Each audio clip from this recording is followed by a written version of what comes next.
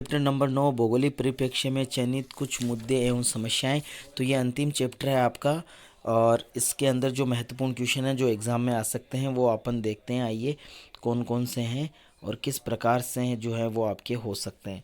तो इसमें देखिए पहला क्वेश्चन है, निम्न में से प्रदूषण का प्रकार है। तो अगर अपन बात करें तो ये तीनों ही भूमि प्रदूषण, जल प्रदूषण और वायु प्रदूषण तीनों ही सब हैं।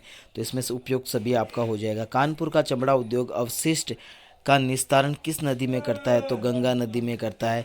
तीसरा आपका प्रश्न है, नगरीकरण में निम्न में से किस समस्या को जन्म दिया है? तो नगरीकरण ने जो है गंदी बस्तियों की समस्या को जन्म दिया है। धारावी कहाँ स्थित है? तो धारावी मुंबई में स्थित है और राज्य अगर पूछा जाए तो महाराष्ट्र होगा, तो याद रखना है इसमें। सल्फर डाइऑक्साइड व कार्बन मोनोऑक्साइड किस प्रदूषण के प्रमुख स्रोत हैं? तो ये वायु प्रदूषण के हैं। ठीक है, तो ये आपको याद रखना है। उसके बाद में अपन बढ़ते हैं नेक्स्ट की ओर। उसके बाद में नेक्स्ट है, निम्न में से जल प्रदूषण का प्रमुख स्रोत है। तो जल प्रदूषण का प्रमुख स्रोत उद्योग है। ठीक है, क्योंकि उद्योगों से निकलने वाला कचरा जो है वो जल प्रदूषण के लिए सबसे ज़्यादा जिम्मेदार होता है। उसके बाद में निम्न में से वायुजन्य रोग हैं। तो इसमें वायुजन्य रोग है फेफड़ों के रोग। ठीक है, श्वसन क्रिया के द्वारा जो है फेफड़ों में रोग हो जाते हैं। तो ये भू निम्नीकरण से का कारण है। तो भू निम्नीकरण का कारण है वो उक्त सभी हैं, अपवर्दन है, लवणता है, भूक्षारिता है। तो तीनों कारण हैं ये। ठीक है, तो इसमें आपका ऑप्शन नंबर 10 सही हो जाएगा। नौका है, निम्न में से सबसे प्रदूषित नदी है। तो यहाँ पर जो 4 नदियाँ दी हुई हैं इनमें सबसे प्रदूषित नदी आपकी यमुना है।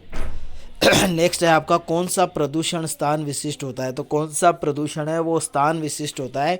तो आपका ऑप्शन हो जाएगा ब, ध्वनि प्रदूषण है वो आपका स्टूडेंट क्या होता है, स्थान विशेष होता है। ये किसी मतलब स्थान विशेष पे होता है, हर जगह नहीं होता है। बढ़ते हैं नेक्स्ट क्वेश्चन की ओर।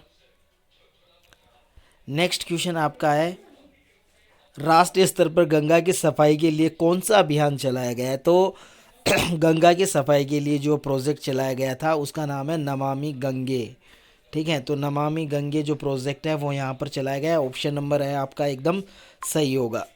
उसके बाद में इसमें जो है अति लघु प्रश्न है। तो पहला प्रश्न है आपका, सदूषित जल के उपयोग से होने वाले कोई 2 बीमारियों के नाम लिखे। तो जल के उपयोग से जो है रोग कौन कौन से जो रोग हो सकते हैं, तो वो रोग यहाँ पर आपको बताने। तो जल के प्रयोग से जो है आपके जो रोग होते हैं वो इस प्रकार हैं, जैसे डायरिया है। ठीक है, डायरिया डायरिया है, आंतों में कृमि है, हेपेटाइटिस है। ठीक है, अतिसार है। इस जैसे रोग जो हैं वो जल प्रदूषण की वजह से हो सकते हैं। अम्लीय वर्षा क्या है? तो अम्लीय वर्षा क्या है कि वायु प्रदूषण की वजह से जो जल वाष्प है, जल वाष्प के साथ मिलकर वायु प्रदूषण जो है वो जल वाष्प के साथ मिलकर सल्फ्यूरिक अम्ल और नाइट्रिक अम्ल जो है उसका निर्माण करता है, तथा ये अम्ल जो है जल के साथ पृथ्वी के धरातल पर पहुंचता है और इसे ही क्या कहा जाता है, अम्लीय वर्षा कहा जाता है। याद रखना है, एक बार फिर से सुन लो। वायुमंडल की जल वाष्प के साथ मिलकर सल्फ्यूरिक अम्ल और नाइट्रिक अम्ल का निर्माण करता है, तथा यह अम्ल जल जो है, ये अम्ल जो होता है ना, कौन सा जो है सल्फ्यूरिक और जो नाइट्रिक अम्ल है वो जल के साथ मिलकर पृथ्वी के धरातल पर पहुंच जाता है। तो इस प्रकार की जो वर्षा होती है वो वर्षा अम्लीय वर्षा कहलाती है। उसके बाद में नेक्स्ट है, ध्वनि प्रदूषण के प्रमुख स्रोत। तो ध्वनि प्रदूषण के प्रमुख स्रोत आपको बताने हैं। तो ध्वनि प्रदूषण के जो है वो आपके हो जाएंगे, जैसे उद्योगों से निकलने वाला शोर है, मशीनीकृत निर्माण की वजह से, तोड़फोड़ की वजह से, तीव्र चालित मोटर वाहन की वजह से, ठीक है, वायुयान की वजह से, सायरन की वजह से, लाउड स्पीकर आदि की वजह से जो है ये आपका हो सकता है। ठीक है, तो ये आपको याद रखना है। उसके बाद में अपन बढ़ते हैं नेक्स्ट की ओर। और नेक्स्ट क्वेश्चन जो हमारा है वो है, भू निम्नीकरण किसे कहते हैं ना, भू निम्नीकरण से क्या अभिप्राय है, किसे कहते हैं, एक ही बात है। तो भू निम्नीकरण क्या होता है, स्थायी या अस्थायी तौर पर भूमि की उत्पादकता में कमी का होना ही भू निम्नीकरण कहलाता है। ठीक है, एक बार फिर से सुन लो, स्थायी या अस्थायी तौर पर भूमि की उत्पादकता में कमी होना ही भूनिम्नीकरण कहलाता है। ठीक है, उसके बाद में नेक्स्ट आपका आता है वायु प्रदूषण के प्रमुख स्रोत कौन कौन से हैं। तो यहाँ पर आपको बताने हैं वायु प्रदूषण के प्रमुख स्रोत कौन से हैं। तो आइए देखते हैं कि वायु प्रदूषण के प्रमुख स्रोत हैं वो कौन कौन से हैं। तो वायु प्रदूषण की अगर अपन बात करें तो वायु प्रदूषण के जो स्रोत हैं वो सल्फर ऑक्साइड है, नाइट्रोजन ऑक्साइड है, कार्बन मोनोऑक्साइड है, हाइड्रोकार्बन है, सॉरी ये आपका नहीं होगा, मैंने आपको गलत बता दिया, ये तो प्रदूषण के कारक हैं। ठीक है, अपन स्रोत की बात कर रहे हैं तो जीवाश्म ईंधन का दहन, औद्योगिक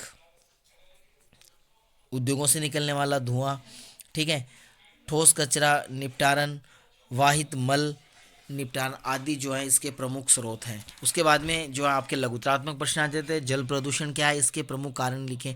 तो जल प्रदूषण क्या होता है कि जल की प्राकृतिक जो गुणवत्ता है उसमें किसी प्रकार का जो परिवर्तन है वो जल प्रदूषण कहलाता है। ठीक है, या जल के रासायनिक जो घटक हैं उन घटक के बीच में जो अंतर होता है वो। ठीक है, उसके बाद में नेक्स्ट आपका आ जाता है गंदी बस्तियों की समस्याएं क्या हैं। तो गंदी बस्तियों की कौन कौन सी समस्या है तो वो आपको बताना है। वायु प्रदूषण के लिए सरकार जो है स्तर पर क्या क्या प्रयास कर रही है तो वो आपको बताना है। वायु प्रदूषण के लिए सरकार क्या क्या कर रही है। ठीक है, उसके बाद में नेक्स्ट नमामि गंगे कार्यक्रम क्या है, इसका उद्देश्य क्या है। तो गंगा नदी को साफ करना और उसके बाद में पांचवा है भारत में नगरीय अवशेष निपटान से जुड़ी प्रमुख समस्याओं का उल्लेख कीजिए। ठीक है, तो यहाँ पर ये सभी जो है आपके प्रश्न है, इनको आप एक बार आप अच्छे से देखोगे। उसके बाद में जो है अब आगे के जो वीडियो आएंगे वो वीडियो आपके मैप से रिलेटेड होंगे, क्योंकि आपके मैप भी हैं। तो मैप यहाँ पर कौन कौन से जो है एग्ज़ाम की दृष्टि से महत्वपूर्ण हो सकते हैं तो वो भी मैं आपको बताऊँगा, भारत और विश्व का। ठीक है, और इस वीडियो में बस इतना ही। नेक्स्ट वीडियो में मैप के साथ फिर से मुलाकात होगी, तब तक के लिए नमस्कार, धन्यवाद।